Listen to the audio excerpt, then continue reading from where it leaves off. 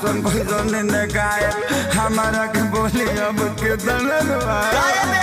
Depression में आ गए गाय भगवान कैसन कैसन दिन देखाए हमारा के बोली अब के तना दबाए पवन में जमीले रौरा हमारा बाराबादी में हमारा बाराबादी में।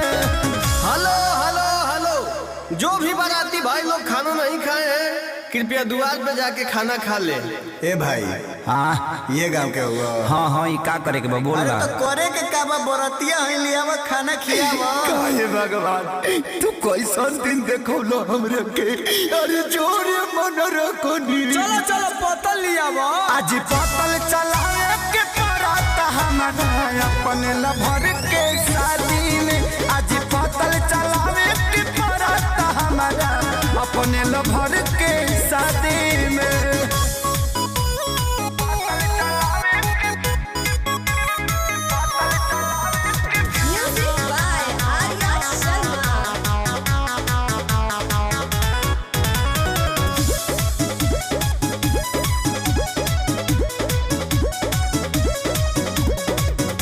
बने वाला रहनी हम जवाना कसैया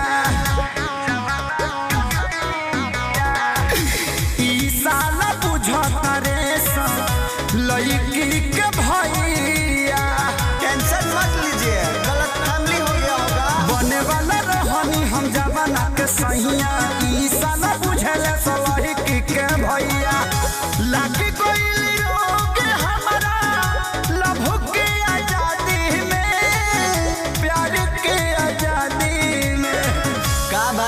हमरा पतल में के पूरी खत्म हो गइल बा, तारा लौकत नहीं खे। लौकता जौन देर तोन खइब। अरे तनी पानी वाला के भेजा भाई, पुलाव दो तनी एने पुलाव दो। पुलाव पुलाव पुलाव पुलाव ए भाई दुगो पूरी दो एने। 3 कोड़िए सिंखला खइब। ई कौन आइटम है यार? आज पतल चलावे के पराता हमारा अपने लभर के शादी में। आज पतल चलावे के पराता हमारा अपने लभर के शादी में।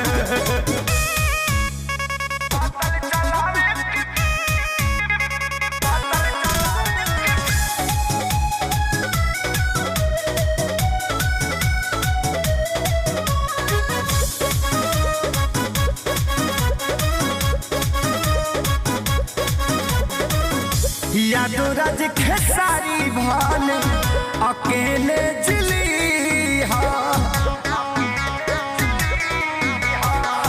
बगल वाला गाँव के लड़की सन के दिल नदी हा।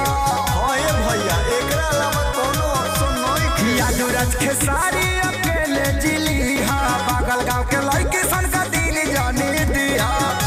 फंस गई हम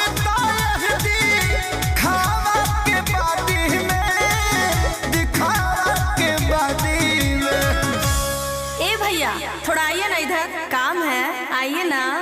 ए भाई तारा के बोला कि जाना। नहीं भैया मैं आपको ही बुला रही हूँ। हमरा के?